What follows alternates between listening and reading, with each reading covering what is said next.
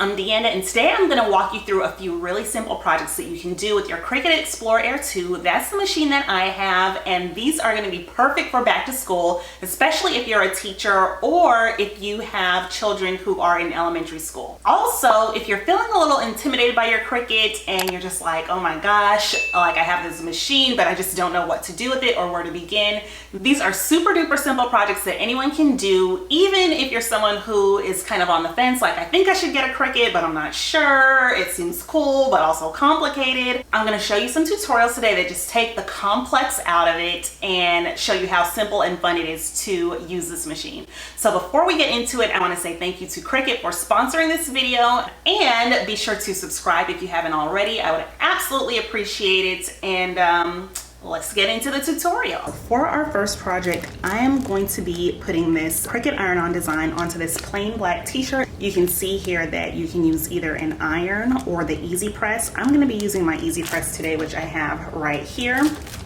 And the Easy Press is from Cricut. I'll have it linked down below. So if you are a beginner or you're thinking about getting a Cricut, this would be a perfect thing for you because you actually don't even need a Cricut to use this. Cricut has lots of iron-on designs, all different types. Here are a few examples of some pre-made iron-on designs. And the great thing about this is it has layering. So each different color is what you would call a different layer.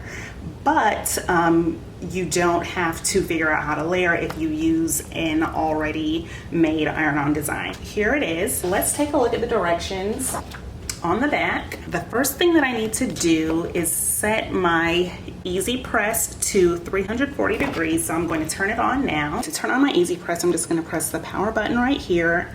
Then to adjust the temperature, I am going to press the temperature button. And if I need it at 340 degrees, I'll just keep pressing the plus arrow until I get to 340. So the temperature is now up to 340 degrees. We can see that here on the display, and we know it's ready because this little Cricut light is green. So I'm gonna be using this Easy Press mat today. If you don't have an Easy Press mat, you can definitely use a folded up towel. And I'm just gonna place my t-shirt on the Easy Press mat. The mat is obviously smaller than the t-shirt, but I'm just gonna place the portion of the shirt where I want to iron on my design.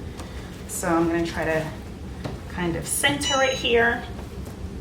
And the first thing that I need to do is I need to preheat my material for 10 to 15 seconds. I want my design to be about 3 inches from the neckline. 3 inches would start right about here. So this is where I'm going to put my Easy Press for 15 seconds. I have the timer already set to 15 seconds. I'll hit the Cricut button and it will start timing down. The next thing that we're going to do is put the design onto the preheated material. And I want it to be about 3 inches down. I want it to be centered well, so we'll move this over just a little bit, and the edge of the end of the Easy Press mat is right here, and my design goes above it a little bit, so I need to move my shirt up. And I think this looks like it's about centered. Next, we're gonna heat each part of the design for 50 seconds with medium pressure. Before I do that, I wanna set my Easy Press to 50 seconds. I'm gonna hit the timer button and time up to 50 seconds. If you press and hold it, it will skip count by 5s, which just kind of makes things go faster. Trying to see if the design will fit under the Easy Press, which it looks like the whole design will fit under. But I am definitely pressing down for medium pressure. There's the beep. Flip the base material over and heat the back side of the design for 15 seconds. I'm gonna grab the end of the iron-on so it doesn't fall off. And I'm feeling to make sure that it is all on the mat. We'll just press and hold for 15 seconds.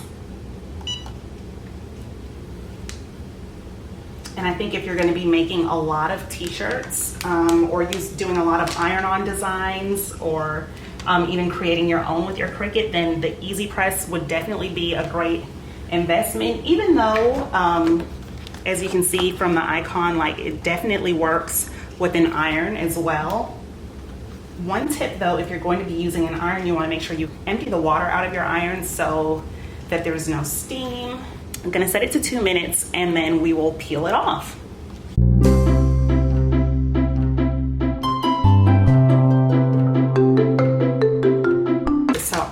Teaching, I'm going into year 14 now, and this is actually going to be my very first teacher tees. The schools where I worked have like given us t-shirts that are particular to our school, but I've never had just like a teacher tee like this before, so super exciting.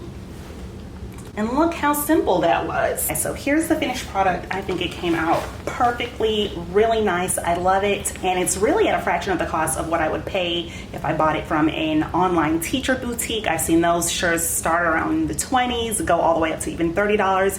When I did the math, this shirt only came out to $10.10. So it makes this easy press a great investment. I definitely plan on making more things with my heat press, and I've made quite a few things already. And it's perfect for beginners because look, this has 4 or 5 different layers. I'm not really sure yet about the layers. I'm still working myself into learning all about my Cricut, but this just takes all the guesswork out of layering and designing something like this on your own. You can still get the finished and final product that you want without having to create something like this in design space. So Cricut has a lot of iron-on designs, as I pointed out before. There's tons more than this. You can go on the website and take a look at some of those, and I'll have a link down below in the description box of this video. Project number 1, teach, love, inspire. Okay, so for the next back to school project, I'm going to show you an alternative that you can do to the tooth fairy, or something you can do in addition to the tooth fairy for when your child loses their tooth. So I'm going to teach you guys next how to make this little muslin bag. It says 1 tooth for 1 scoop. I got the idea from one of my students last year. Whenever she loses a tooth, her family actually goes out to get ice cream in celebration. So I thought that was super cool, and it gave me the idea to make this bag. And obviously if they put the tooth in the bag, it's going to just fall out. So I happen to have on hand a pack of 6 of these little glass jewelry jars from Hobby Lobby. So they can just unscrew the jar, put the tooth in there, and you could even put some vinyl on the jar, like with your child's name or with a picture of a tooth or the word tooth. And they put the tooth in there, close it up, put it back in the bag, and show it to you when they get home. Now, I think it's a great way to just take like an ordinary thing that happens to kids, level it up a little bit, make the ordinary a little bit more extraordinary and super special for them. So let me know in the comments if you think this is kind of a cool idea and you might try it out. So if you don't happen to have one of those little glass bottles laying around at home, then take a empty bottle of essential oil. These are all my empty essential oils. Don't judge me, y'all, okay? Take an empty bottle of essential oil, unscrew it, take this little ring off. You don't need that. And then this part right here, the plastic part that the oil comes out of, you're gonna pop that out, okay? And then your child can put their tooth inside of the jar directly, and you don't need the label. So you can just take the label off. And now it will not look like a bottle of essential oil. It will be a super cool glass jar to hold your child's tooth. Drop it in the bag and come home and show you super duper excited that they lost their tooth, and now you guys can go get ice cream. Another thing though, if you're not sending your child to school this year, then it'll work for, virtual school or homeschool. Just give it to your child whenever you notice that they have a loose tooth. Let's get into the tutorial. So now I'm in design space, and let's click T over on the left to add some text. The first line of text will say 1 tooth, and hit enter a couple times so that we have space to put in an image. And on the second line of text, let's write for 1 scoop. I'm gonna bring it up so I can see what I'm working with, and click on alignment and then center. Now everything is spaced and looking good. And let's come over to the left hand side again and click on images. So when I search for tooth in Cricut Access, I get 34 different results, and I'm using black heat transfer vinyl. So this one over here on the end is perfect. When I click insert, it just brings it directly into the canvas for me. And I can use the bottom right circle to resize this image proportionately. You can size up or size down. And let me first go ahead and change the color of this text. It's going to be a different layer, a different matte. So we'll do yellow for that. And now I need to change the sizing. So let me adjust the width, and you can see that it also automatically adjusts the height. I want to change the height, so let me click on this unlock button, and that will allow me to put the height at 2.7 without adjusting the width. And then now I can resize my tooth and make sure that it fits in between those two lines of text, and that top right circle allows me to tilt it to the left or to the right. Let's add another image. This time we're searching for ice cream. Again, I want to stay with using black heat transfer vinyl. So this third ice cream over here looks good. We'll insert it and bring it into our canvas. And again, I'm just going to use the blue buttons around the image to resize, and then also to tilt either to the right, like I'm doing with the ice cream now. You can tilt either way, and I'm just going to play with the positioning of these two images to make sure that I have it in the right size and in the right space. So let's go ahead and move the text out of the way and select the tooth and the ice cream and come down to the bottom right and click attach. This is going to make sure that when I'm ready to send the project to the mat, they stay together. Now I'm going to weld the images together by just clicking on weld, and when you weld, it cuts it as one continuous image. I didn't really need to do that because the images are not actually touching each other. Now let's move the ice cream and the tooth in between those two lines of text, and it looks just a teeny too big, so I'm going to resize and make it a little bit smaller and just kind of play with the positioning and the spacing and make sure that it's pretty centered and just the way I want it. So I think it looks good, and now I can just click on Make It and send it to the mat. You can see the mats are labeled 1 and 2. That's because there are 2 colors, or you could say 2 layers, and I'm mirroring each mat. You need to mirror anytime you're doing heat transfer vinyl. And now it looks like I'm ready to continue.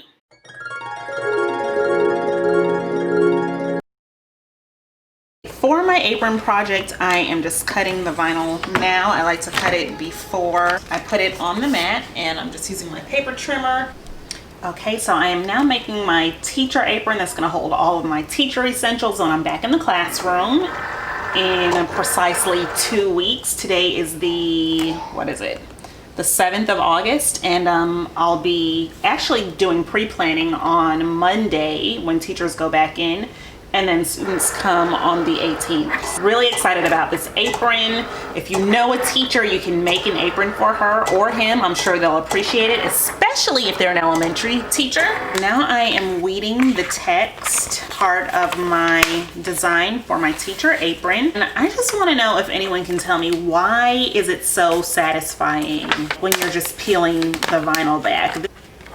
I'm using my fingers when I clearly have a weeding tool in my hand. What's going on?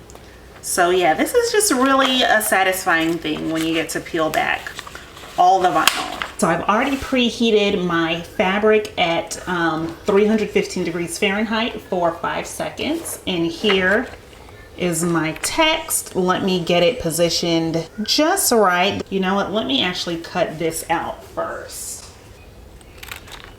I just like to have as little of the extra plastic in there as possible. And to me, light pressure means, the heat press is pretty heavy. Light pressure to me means I don't even need to hold on to it.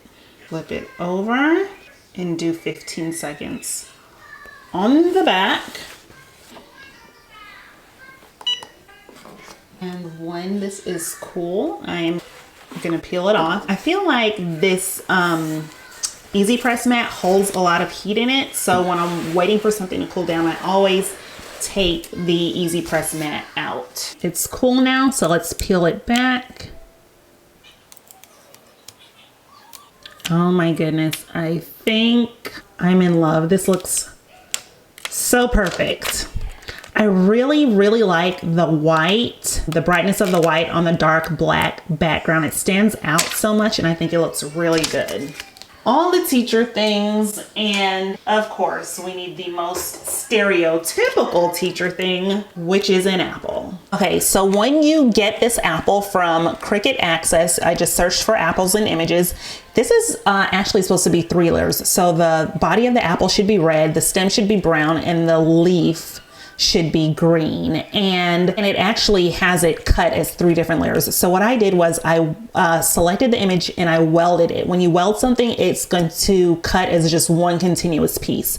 So instead of cutting on 3 different mats, it cut on one mat as one piece. And if you are feeling a little iffy, if you're just beginning, you're feeling iffy about the layers or the different colors, if it makes sense, you could just, you know, allow something that would normally be multicolored to just be one color and start experimenting with layering as you feel more comfortable. Okay, so this apple is all silver, but I think it is still really cute.